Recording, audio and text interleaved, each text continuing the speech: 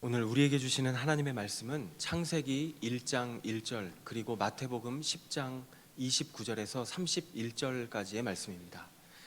창세기 1장 1절 그리고 마태복음 10장 29절에서 31절까지의 말씀을 우리 함께 자리에서 일어나셔서 같이 읽도록 하겠습니다. 하나님께서 태초에 하늘과 땅을 창조하셨습니다. 아멘. 마태복음 읽겠습니다.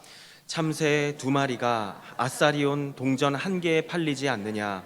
그러나 너희 아버지의 뜻이 아니면 그 가운데 1마리도 땅에 떨어지지 않는다. 또한 하나님은 너희 머리카락 숫까지도 다 세고 계신다. 그러므로 두려워하지 말라. 너희는 많은 참새들보다도 더 귀하다. 아멘. 오늘은 창조와 섭리라는 제목으로 하나님의 말씀을 같이 나누기를 원합니다. 지난 주일에 함께 나누었던 내용은 하나님께서 이 세상을 향한 계획을 가지고 계시다는 것이었습니다.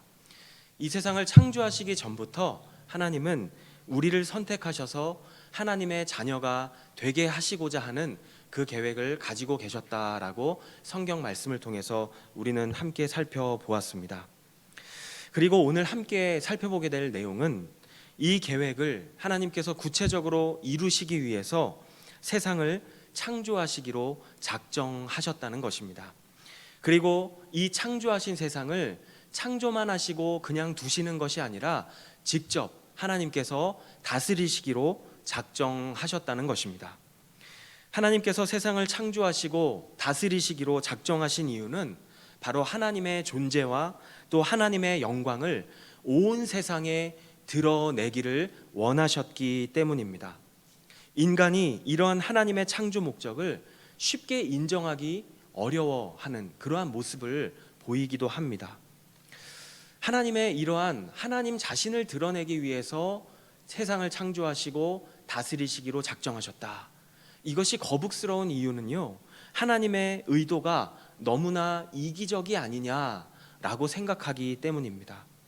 그러나 인간의 그러한 반응은 사실 하나님께서 창조하실 때 각 피조물의 위치에서 자기가 살아갈 수 있도록 창조를 하셨죠. 그런데 인간이 하나님께서 이 정해놓으신 인간의 자리를 떠났기 때문에 바로 그러한 반응을 보일 수밖에 없었던 것입니다. 하나님께서 만드신 본래의 목적을 따라서 존재하는 것을 인간 스스로가 거절하는 것에서 비롯되는 반응인 것입니다. 하나님께서는 이 성경에서 우리가 봐서 알 수 있듯이 창조 세계를 통해서 드러나는 하나님의 영광을 바라보시며 기뻐하십니다. 또한 하나님은 자신이 창조하신 이 세상을 다스리시는 모든 과정들을 통해서 하나님의 존재와 또 하나님의 영광을 드러내기를 원하십니다. 그리고요, 그 모습들을 보면서 인간이 하나님께 영광을 돌리고 또 하나님을 기뻐하는 것을 하나님은 좋아하시고 그것을 통해 영광을 받으십니다. 오늘은 하나님께서 하나님의 계획을 이루시기 위해서 작정하신 방법, 바로 창조와 섭리에 대해서 살펴보기를 원합니다. 먼저 창조에 대해서 살펴보겠습니다. 오늘 2가지 질문을 가지고 함께 나누어 보기를 원합니다. 첫 번째, 창조에 관한 질문입니다. 하나님께서 세상을 창조하신 목적은 무엇일까요? 바로 하나님의 영광을 드러내시기 위해서입니다. 하나님께서 세상을 창조하신 목적은 피조물을 통해서, 하나님이 만드신 모든 피조물을 통해서 하나님의 영원하신 능력과 그런 지혜를 그리고 선하심을 드러내는 것입니다. 하나님은 칭찬이 필요하신 분이 아닙니다. 누군가의 인정이 필요하신 분도 아닙니다. 하나님은 부족한 것이 하나도 없으신 분임을 말씀합니다. 하나님께서 세상을 창조하신 것은 하나님의 성품과 관계가 있습니다. 하나님은 그 존재 자체가요, 고정된 실제로 계시지 않습니다. 그리고 끊임없이 자신의 지성과 그리고 자신의 의지를 밖으로 드러내기를 원하시는 그러한 경향성을 가지고 계십니다. 이러한 하나님의 존재적인 경향성이 바로 천지를 창조하시게 만든 것입니다. 하나님은 하나님께서 창조하신 이 수많은 피조물 속에서 하나님의 신성을 깃들게 하셨습니다. 우리가 어떤 예술 작품, 그림이나 어떤 건축물이나 그런 조각을 볼 때도요, 그 작품을 통해서 그 작품을 만든 사람을 우리가 어느 정도 이해할 수 있죠. 그 작가의, 그 작품을 만든 사람의 정신이, 그리고 그 사람의 인격이 어느 정도 담겨 있는 것을 우리는 알 수가 있습니다. 바로 이런 것처럼 하나님은 하나님께서 만드신 이 피조 세계를 통해서 하나님 어떤 분이신지를 바로 거기에 하나님의 신성을 깃들게 하셨다는 것입니다. 그런데 이 피조물들 가운데 인간은 더 특별한 존재로 창조하셨다고 말씀합니다. 인간이 다른 피조물보다 더 특별한 이유는 바로 하나님의 형상대로 만들어졌기 때문입니다. 우리를 하나님의 형상대로 만드신 이유가 무엇일까요? 창세기 1장 26절, 27절 우리 같이 읽어보겠습니다. 하나님께서 말씀하시기를 우리가 우리의 형상대로 우리의 모양을 따라 사람을 만들어 그들이 바다의 물고기와 공중의 새와 가축과 온 땅과 땅 위에 기는 모든 것을 다스리게 하자 하시고, 하나님께서 사람을 그분의 형상대로 창조하시니 곧 하나님의 형상대로 사람을 창조하시되 하나님께서 그들을 남자와 여자로 창조하셨습니다. 아멘. 26절에요. 우리는 삼위일체 하나님이시죠. 삼위일체 하나님은 창조 때부터 함께 계셨습니다. 이 세 분은 따로따로 일하시는 것 같지만 사실 한 분이 일하시는 그 장소에도 세 분은 이미 함께 계시는 것을, 이게 굉장히 신비로운 것이죠. 우리가 성경을 통해서 알 수가 있습니다. 하나님께서 우리를 창조하실 때 하나님의 형상대로 창조하신 이유를 이 구절이 말씀하고 있습니다. 바로 하나님을 대신해서 이 세상을 다스릴 수 있도록 우리를 특별하게, 인간만 하나님의 형상을 닮은 존재로 창조하셨다는 것입니다. 하나님의 형상은 눈에 보이는 것이 아니라 일종의 기능적인 것입니다. 바로 거룩함, 그리고 공의로움, 그리고 지식의 풍성함, 이것이 하나님의 형상을 받은 인간의 특징입니다. 이것은 세상을 잘 다스리기 위해서 필요한 것들입니다. 그런데 안타깝게도 인간은 타락했기 때문에 하나님의 형상을 잃어버리고 말았습니다. 여기서 잃어버렸다라는 것은요, 손상되었다라는 것입니다. 가지고 있긴 가지고 있는데 온전히 제 기능을 할 수가 없는 상태가 되었다는 것입니다. 그렇기 때문에 하나님께서 맡겨주신 이 세상을 잘 다스리는 역할 또한 잘 감당할 수가 없게 되었던 것입니다. 아담이 죄짓기 전에요, 하나님의 형상을 온전하게 가지고 있었을 때 그 모습을 보면 정말 놀랍습니다. 창세기 2장 19절에 보니까 하나님께서는요, 하나님이 만드신 새, 짐승들을요 아담에게 다 보내세요. 아담이 어떻게 하나 보십니다. 그런데 아담이 그 동물들을 다 보면서 부르는 대로 그 동물의 이름이 되었다라고 이야기합니다. 그 정도로 인간은요, 하나님의 형상을 온전히 가지고 있었을 때 이 세상을 꿰뚫어보는, 사물의 이치를, 세상의 질서를 꿰뚫어보는 능력이 아주 탁월했다는 것을 알 수가 있습니다. 우리는 예수 그리스도를 믿음을 통해서 하나님의 형상이 회복되는 것이 시작되었습니다.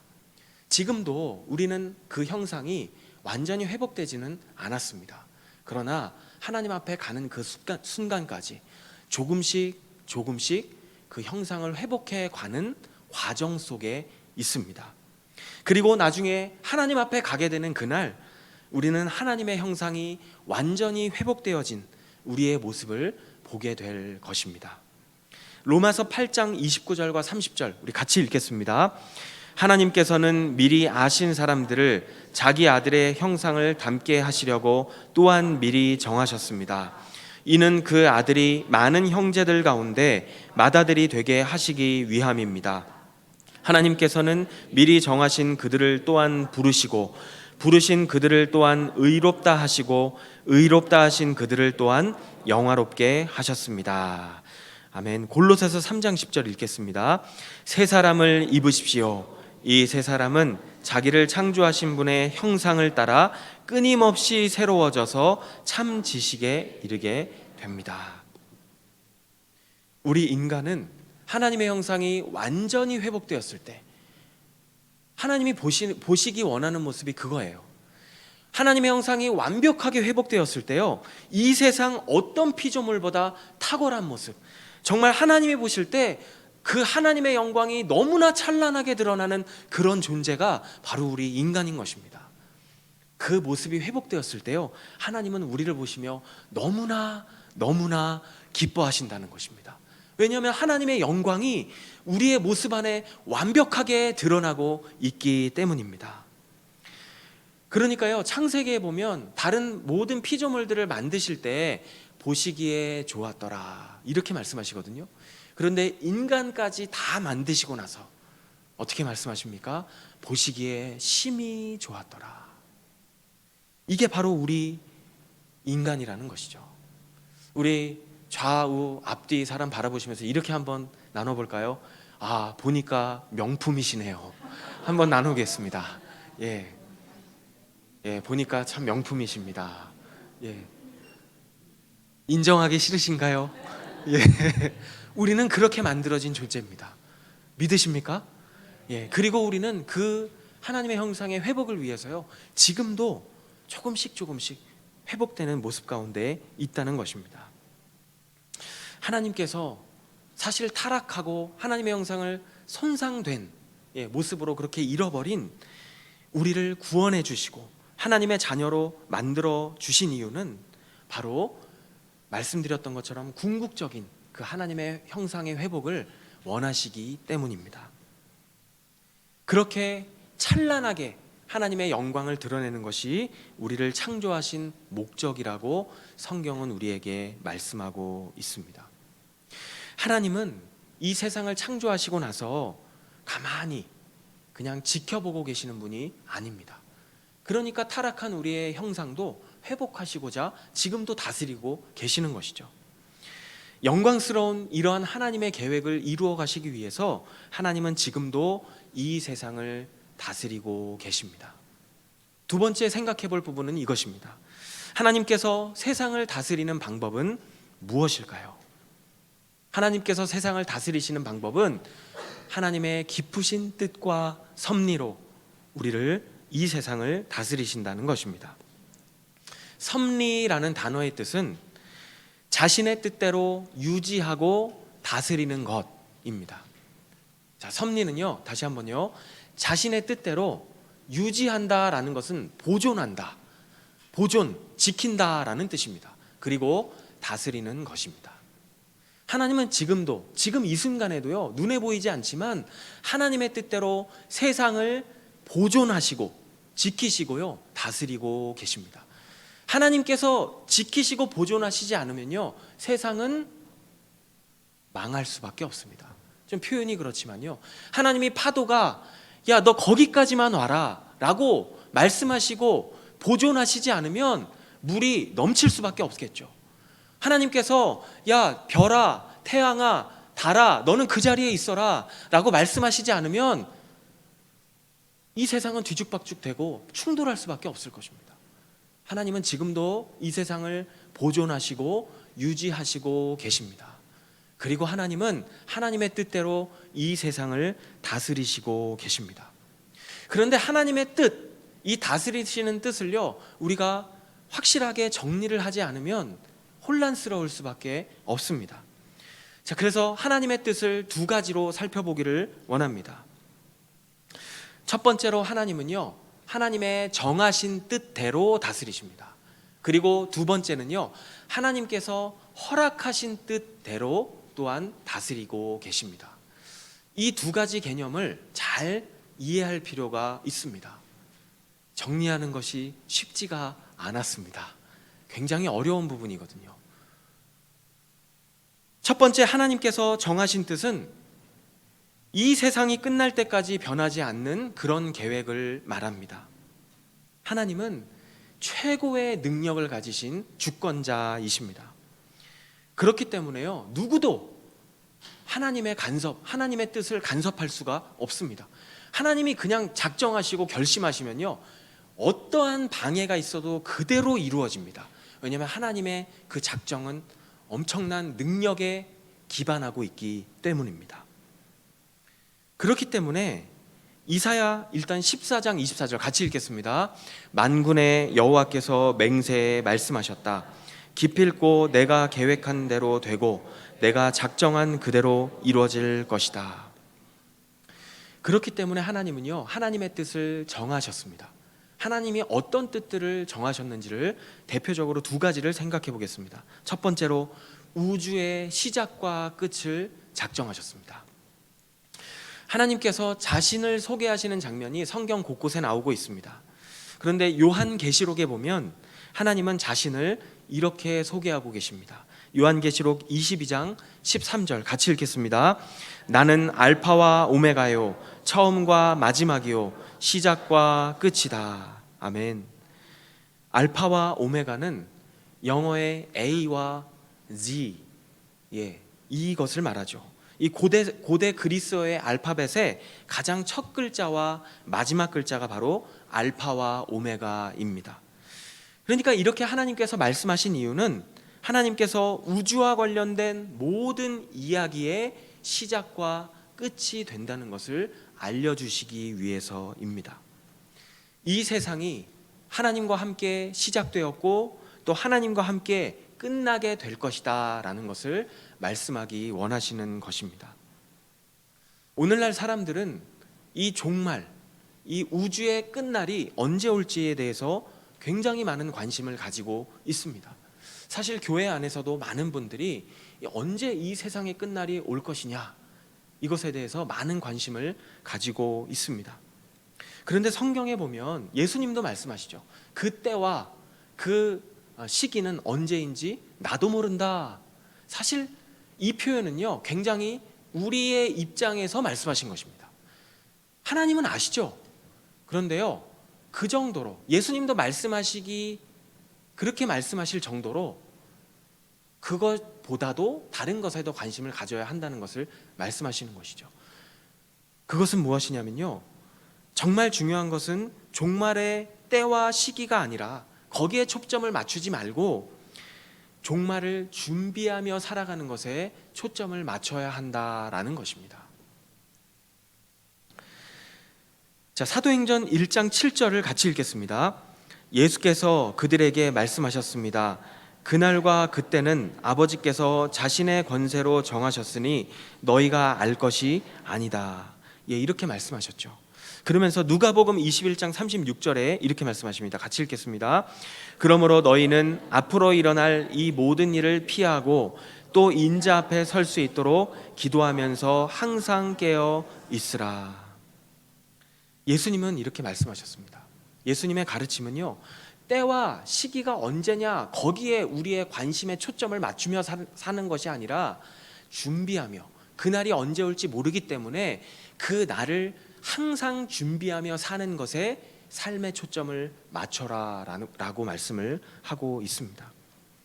예수님의 가르침이 맞다고 생각합니다. 종말이 언제인지를 맞추는 것보다 더 중요한 것은 내가 항상 준비되어야 한다는 것입니다.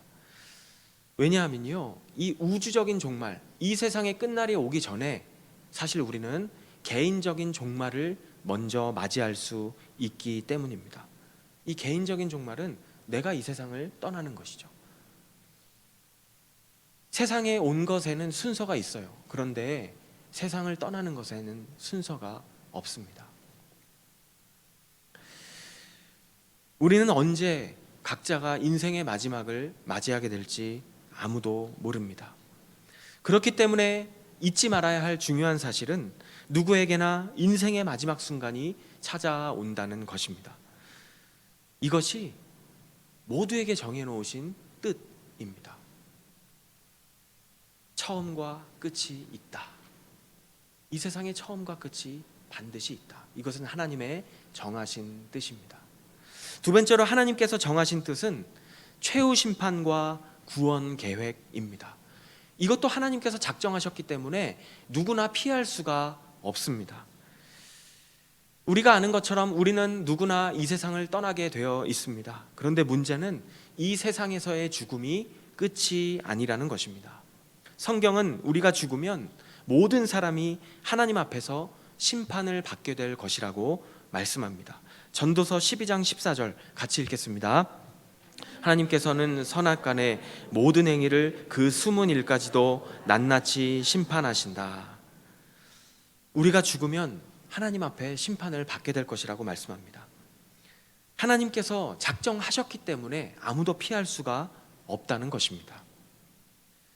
이 최후의 심판도 우리의 인생이 끝나는 날, 저도 여러분도 다 받게 될 것입니다. 만약 하나님께서 타락한 인간을 그대로 심판하신다면 어떻게 될까요? 모든 사람이 다 지옥에 갈 수밖에 없을 것입니다. 우리가 먼저 하나님을 버렸기 때문입니다. 그러나 하나님은 우리를 너무나 사랑하셔서 우리를 죄와 죽음에서 구원해 주시기로 작정하셨습니다. 이것도 하나님이 작정하신 계획입니다. 그리고 작정하신 이 구원의 계획을요, 순서대로 이루어 가십니다. 그게 구약 성경과 신약 성경의 스토리, 메시지인 것입니다. 아브라함이라는 한 사람을 부르셔서 아브라함이 믿음의 조상이 되게 하시겠다고 약속을 하시고, 또 이 아브라함의 가문을 이집트로 보내셔서 큰 민족을 이루게 하시고, 이 민족을 통해서 예수 그리스도가 태어나게 하시고, 그리고 그 예수 그리스도가 하나님의 아들로서 모든 민족을 구원하는 그러한 역할을 감당하게 하심으로써 하나님과 우리 사이에 끊어졌던 관계를 십자가를 통해서 이어주셨다는 것입니다. 그 예수님을 구주와 주님으로 영접하는 사람은요, 다시 하나님의 자녀가 될 뿐만 아니라 하나님의 형상이 회복되어져 가는 그러한 삶을 살게 된다는 것입니다. 얼마나 축복인지 모르죠. 그런데요, 이 하나님의 구원 계획이 순조롭게 이루어졌을까요? 그러지 않았습니다. 사실 그 과정들을 영적인 눈으로 바라본 계시록 12장의 말씀을 보면요, 사탄이 가만 놔두지를 않습니다. 가만 놔두지를 않아요. 예수 그리스도가 태어나고자 하는 그 과정부터요, 순탄치가 않습니다. 이 임실한 여인이 막 광야에서 도망가면서, 그렇죠? 그 여인을 어떻게 해서든지 죽이려고 하는 그 존재가 있잖아요. 그 계시록의 말씀이거든요. 영적인 시각으로 바라본 것입니다. 그럼에도 불구하고 하나님은 수많은 어려움과 방황 속에서도, 이 방해 속에서도 작정하신 구원의 계획을 끝까지 이루어 가셨습니다. 하나님께서 작정하신 일은 무슨 일이 있어도 끝까지 이루어진다는 것을 믿으시기를 바랍니다. 이렇게 하나님은 작정하신 일을 무슨 일이 있어도 절대로 바꾸지 않으시고 끝까지 이루어 가십니다. 바로 이러한 하나님의 뜻을 하나님의 정하신 계획, 하나님의 정하신 뜻, 이렇게 말합니다. 그런데 하나님은 이 세상의 모든 일을 다 하나님 스스로가 끝까지 그 절대적인 능력으로 밀고 나가지만은 않으세요. 때로는 어떤 일이 그냥 일어나도록 허락하실 때가 있습니다. 우리는 이것을 하나님이 허락하신 뜻, 허락하신 계획, 이렇게 이야기하기도 합니다. 하나님의 허락하신 뜻을 보겠습니다. 하나님의 허락하신 뜻도 두 가지로 살펴볼 수가 있습니다. 하나님은요, 우리의 자유로운 선택을 허락하셨고, 또 악과 고통의 문제를 허락하셨습니다. 두 가지, 자유로운 선택을 허락하셨습니다. 그리고 악과 고통의 문제를 허락하셨습니다. 하나님이 허락하셨다고 해서 다스리지 않는다는 것은 아닙니다. 이 세상에서 하나님이 다스리지 않는 영역은 없습니다. 하나님은 이 세상의 모든 것을 다 다스리시는 분이기 때문입니다. 마태복음 10장 29절에서 31절 우리 같이 읽겠습니다. 참새 2마리가 아사리온 동전 1개에 팔리지 않느냐? 그러나 너희 아버지의 뜻이 아니면 그 가운데 1마리도 땅에 떨어지지 않는다. 또한 하나님은 너희 머리카락 숫까지도 다 세고 계신다. 그러므로 두려워하지 말라. 너희는 많은 참새들보다도 더 귀하다. 아멘. 하나님은 아무도 관심 가지지 않는 아주 사소한 일, 작은 일도 하나님께서 허락하셔야만 일어난다라고 말씀합니다. 아주 작은 일이라도요, 하나님은 다 관심을 갖고 계시고 그냥 계시는 것 같지만 다 알고 계신다는 것입니다. 이렇게 섬세하신 하나님은 우리를 창조하실 때에도 아주 중요한 원칙을 정하셨습니다.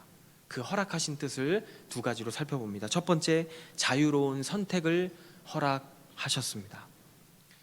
하나님은 우리를 로봇으로 만들지 않으셨습니다. 인격을 가진 존재로 창조하셨습니다. 내가 인격을 가졌다는 것은 자유로운 선택을 할 수 있는 존재라는 것을 말합니다. 생각해보면 그렇죠. 자유로운 선택을 할 수가 있죠. 내가 먹고 싶은 것을 먹고 또 하고 싶은 것을 하고 또 가고 싶은 곳이 있으면 가고, 이렇게 우리는 자유로운 선택을 할 수 있는 그런 존재입니다. 그런데 놀라운 것은 하나님은요, 하나님을 믿는 사람이든 믿지 않는 사람이든 자기가 삶 속에서 자유롭게 선택하는 그 모든 일들조차도, 선택하는 일들조차도 다 하나님의 계획 안에 넣어두셨습니다. 결국요, 이 모든 자유로운 선택 또한 합력해서 하나님의 정하신 뜻을 이루기 위한 재료로, 그렇게 하나님은 우리의 의지까지도 사용하고 계시다고 성경은 말씀합니다. 그리고 무엇보다 하나님께서 우리에게 자유의지를 주신 이유가 있습니다. 그것은 내가 하나님을 억지로 사랑하는 것을 원하지 않기 때문입니다. 다음 주일에 선악과를 이야기하면서 말씀을 드리겠지만, 하나님은 자유의지를 가진 인간이 자신의 마음대로 하나님을 사랑할 수도 또 배반할 수도 있다는 사실을 알고 계셨습니다. 그러나 그럼에도 불구하고 인간에게 자유로운 선택을 할 수 있는 자유의지를 주셨습니다. 하나님 입장에서는 모험일 수 있겠죠. 그러나 하나님은 우리에게 자유로운 선택을 할 수 있는 존재로 만드셨습니다. 이 자유의지와 관련해서 반드시 기억해야 할 중요한 사실은, 내가 무엇을 선택하든지 사실은 내가 선택한 결과에 대한 그 책임을 내가 져야 한다는 것입니다.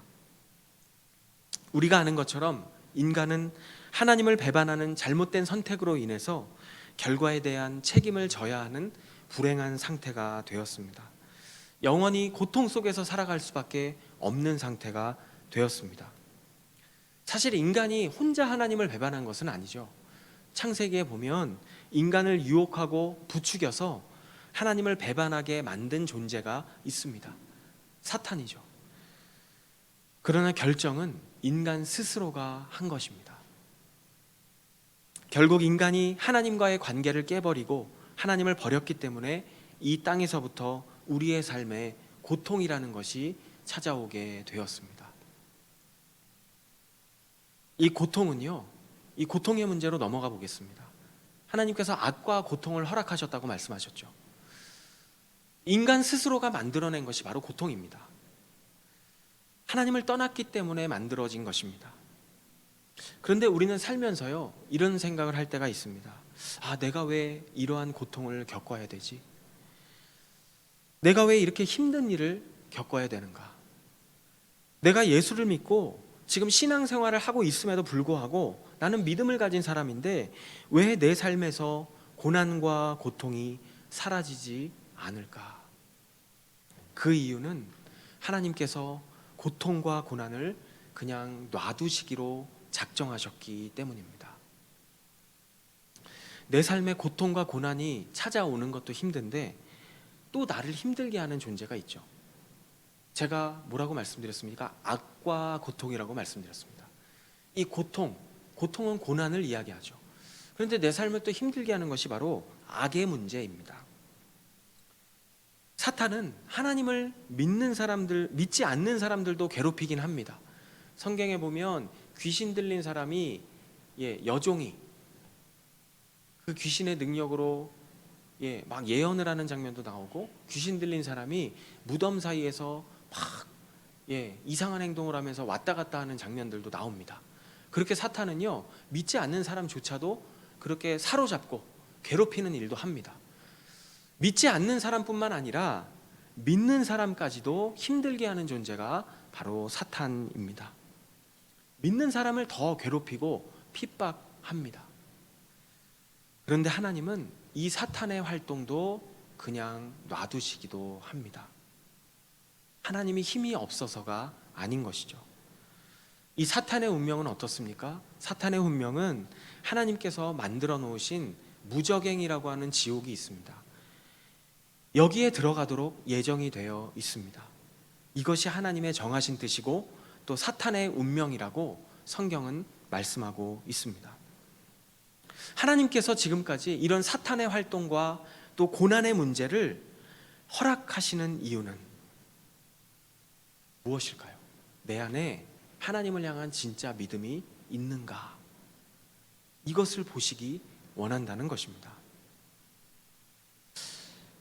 하나님이 우리에게 진정하게 원하시는 것은요, 저도 마찬가지입니다. 제 삶 속에서 이런 고난이 찾아왔을 때, 또 시험이 찾아왔을 때 성경을 보면서 생각하죠. 하나님이 나에게 진정으로 원하는 것이 무엇일까? 그것은 하나님이 나에게 주실 수 있는 그 무엇이 아니라 하나님 자신을 향한 사랑과 신뢰.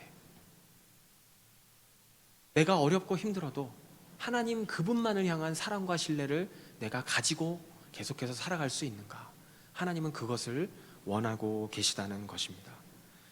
또 하나님은 어떠한 상황에서도 내가 하나님을 바라보며 신뢰하고 나아가는 그러한 훈련을 통해서 나의 믿음과 내 성품을 점점 자라가게 하십니다. 그래서 우리에게 이 악과 고난을 허락하시는 것입니다. 하나님은 우리에게 약속의 말씀을 주셨죠. 이 약속의 말씀은요, 변하지 않습니다. 말씀드린 것처럼 정하신 뜻입니다. 이 하나님의 정하신 뜻을 대표적으로 우리는 시가서라고 하는, 지혜서라고도 부르거든요. 왜 지혜서라고 부르냐면요, 세상이 돌아가는 이치, 세상의 질서가 이 지혜서 안에 아주 많이 담겨 있기 때문입니다. 이것은요, 믿는 사람들에게만 해당되는 것이 아니라 이 세상 전체에 다 해당되는 말씀입니다. 그렇기 때문에 지혜서라고 이야기하죠. 그런데 이 지혜서가 책들을 살펴보면 이거죠. 욥기, 시편, 잠언, 전도서, 아가. 이것을 우리가 지혜서라고 이야기합니다. 그런데 욥기를 제외한 나머지 책들을 보면 선조들의 지혜, 그리고 하나님의 지혜가 얼마나 풍성하게 담겨 있는지 알 수가 있습니다. 이걸 보고요, 세상을 바라보는 통찰력을 얻은 사람들이 굉장히 많이 있습니다. 하나 예를 들어 보면요, 지금도 성경의 말씀대로, 이 시편이나 잠언의 말씀대로 사업을 해서 성공했다라고 이야기하는 분들의 이야기도 우리가 심심치 않게 들을 수가 있습니다. 결국 이 지혜서가 말하고자 하는 그 핵심적인 내용을 한마디로 말한다면요, 하나님을 경외하고 또 하나님이 정해놓으신 이 순리, 삶의 원리 그대로 사는 사람은, 그렇게 사는 사람은 결국 복을 받고, 그리고 악한 사람은 세상의 이치를 거스르고 무시하는 사람이죠. 하나님이 정해놓으신 이 원리대로 살지 않는 사람을 말합니다. 그런 사람은 결국 그에 합당한 결과를 얻을 수밖에 없다라고 이야기합니다. 어떤 분은 잠언 31장 20절의 말씀을 회사의 경영 철학으로 삼고 이런 내용이죠. 우리는 이웃을 돕기 위해 존재합니다. 우리 회사의 경영 철학은 잠언 31장 20절, 우리는 이웃을 돕기 위해 존재한다. 이 철학을 가지고 회사를 운영했더니 회사가 우리의 진심을 알아주더라, 이렇게 이야기하시는 그런 분도 있습니다. 또 어떤 분은 잠언 11장 1절, 속이는 저울은 여호와께서 미워하시나 공평한 추는 그가 기뻐하신다. 이것을요, 경영 철학으로 삼았더니 많은 사람들이 나중에 어려운 시기에 알아주던데요 라고 이야기하시는 분도 있습니다. 여기서 속이는 저울은 단지 좀 비싸게 팔고 싸게 팔고 그게 아니라 약속한 대로 내가 정확하게 지키는 것을 이야기하는 것이죠. 이러한 지혜서의 말씀, 이게 지혜서가 얘기하는 삶의 원리들이거든요. 이런 삶의 원리들을 그대로 적용해서 살면 하나님이 잘 될 수밖에 없게 하셨다는 거예요. 정직한 사람이 잘 될 수밖에 없게 하셨다는 것입니다. 이게 바로 지혜서의 일반적인 삶의 원리입니다. 이것은 하나님께서 정해놓으신 뜻입니다. 그런데 욥기를 보면 상황이 다릅니다. 욥은 분명히 성경이 가르치고 있는 이 일반적인 삶의 원리를요, 굉장히 성실하게 지키며 살았던 사람이었습니다. 그러나 그의 삶은 어땠습니까? 너무나 오랜 시간 고난을 당했습니다. 그러니까 친구들이요, 욥에게 말하잖아요. 처음에 위로하러 왔다가 욥에게 말하잖아요. 그 위로의 내용, 이야기하는 논쟁의 내용을 한마디로 말하면 이거예요. 야, 친구야, 내가 너를 보니까 하나님은 이 일반적인 삶의 원리, 이건 하나님이 정해지시고 절대 변하지 않기 때문에 그렇게 살면 당연히 복을 받을 수밖에 없는 게 우리의 삶인데, 너를 보니까 네가 모르는 뭔가 삶에 문제가 있는 거 아니니? 너를 보니까 네가 그렇게 고난을 당하는 걸 보니까 너한테 뭔가 문제가 있는 것 같다. 그게 논쟁의 내용입니다. 그런데 욥은요, 말하잖아요. 난 정말 이 삶의 원리를 잘 지키며 살았어. 그런데 하나님께서 왜 나에게 고난을 주시는지 나는 모르겠어. 이걸 가지고 계속 옥신각신하는 내용이 바로 욥기입니다. 그런데 그 친구들의 문제가 무엇이었습니까? 그 친구들의 문제는요, 이 하나님을, 우리의 하나님을 살아계시고 자유롭게 역사하시는 하나님이 아니라 마치 기계적으로 자판기처럼 이해했다는 것입니다. 내가 100원짜리를 넣으면 100원짜리 물건이 나와야 되고, 500원짜리를 넣으면 하나님 당연히 500원짜리 물건을 나에게 주셔야 되는데, 자판기처럼 하나님은 그런 분이어야 되는데, 욥을 보니까 그렇지 않거든요. 이 친구들은 하나님을 자판기처럼, 로봇처럼, 기계처럼 그렇게 이해하고 있었던 것입니다. 그게 이 친구들이 하나님을 잘못 이해했던 그런 모습이었던 것이죠. 나중에 하나님께서 이 친구들에게 직접 나타나셨을 때 이 사람들에게 어떤 말씀을 하십니까? 쉽게 말해서 이렇게 말씀하시죠. 나는 기계가 아니야. 나는 너희들이 들어달라고 해서 무조건 들어주는 존재가 아니야. 하나님 이렇게 말씀하십니다. 하나님은 자유롭게 하나님의 뜻을 행하실 수 있는 분이라고 말씀하십니다. 때로는 약속하신 대로 응답을 안 하신다 할지라도 하나님 말씀하시죠. 너희들이 이해하지 못하는 것뿐이지 하나님의 입장에서는 충분한 이해가, 충분한 이유가 있다는 것입니다. 그러면서 하나님을 기계적으로 이해하고 있었던 친구들을 책망하시죠. 그리고 욥에게는 어떤 책망을 하십니까? 끝까지 하나님을 신뢰하지 못한 것에 대한 책망을 하십니다. 그렇게 하나님의 하나님 되심을 말하는 책이 바로 욥기입니다. 왜 욥기가 이 지혜서 안에 들어가 있을까? 굉장히 의미가 있는 것이죠. 하나님을 기계적으로 이해하지 말라는 것입니다. 일반적으로 우리가 말씀대로 살면 하나님은 웬만해서 말씀대로 응답하시는 분이죠. 그러나 하나님은 꼭 그런 분만은 아니라는 것입니다. 하나님이 얼마나 크고 위대하신 분인지를 생각하게 됩니다. 또 하나님의 계획은 내가 이해할 수 없을 만큼 얼마나 깊고 오묘한 것인지도 생각해 보게 됩니다.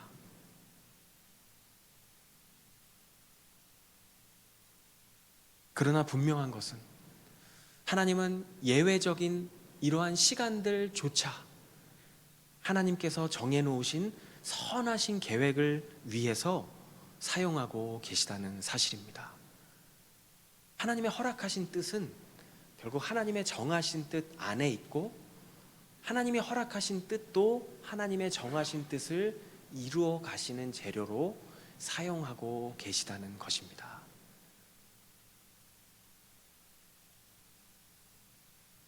잠잠히 내 생각대로 되지 않을 때, 뜻하지 않은 상황을 만났을 때 잠잠히 하나님을 깊이 묵상하는 것, 그것이 우리가 해야 할 일인 줄로 믿습니다. 그리고 신실하시고 선하신 하나님의 그 크심을 묵상하는 것, 우리는 피조물이기 때문에 그렇죠. 요즘에 우리는 예레미야서를 묵상하고 있습니다. 구약시대에 나라가 멸망해가는 상황 속에서도 하나님은 하나님의 사람들에게 어떠한 상황 속에서도 하나님의 선하신 뜻과 선하신 계획을 신뢰해야 된다라고 말씀하십니다. 자막에는 없지만 제가 예레미야 29장 11절 읽어드리겠습니다. 여호와의 말이다. 내가 너희를 위해 갖고 있는 계획들을 내가 알고 있으니 그것은 평안을 위한 계획이지 재앙을 위한 것이 아니며 너희에게 미래와 소망을 주기 위한 것이다.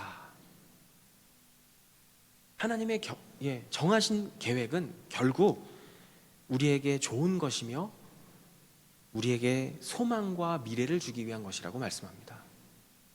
신약에 와서 사도 바울도 하나님의 이 계획은 결국 모든 것을 합력하여 선을 이루시는 계획이라고 말씀합니다. 로마서 8장 28절은 이렇게 말씀합니다. 우리는 하나님을 사랑하는 사람들, 곧 그분의 뜻을 따라 부르심을 받은 사람들에게는 모든 것이 합력해 선을 이루는 줄을 압니다. 내 삶의 예외적인 모든 것까지도 사용하셔서 결국 하나님의 선하신 뜻을 완벽하게 이루어 가시는 그 하나님, 그 하나님께 모든 상황 속에서 내 삶을 맡기면 염려가 사라질 수밖에 없습니다. 하나님의 섭리를, 이러한 하나님의 뜻을 붙잡고 있으면 우리는 폭풍 속에서도 잠잠해질 수가 있습니다. 새롭게 시작되는 한 주간의 삶 속에서 하나님을 믿고 의지하는 우리에게 하나님의 선하신 섭리와 다스리심이 있다는 이 사실을 기억하며 믿음으로 승리하는 저와 여러분의 삶이 되기를 주님의 이름으로 소망합니다. 기도하시겠습니다.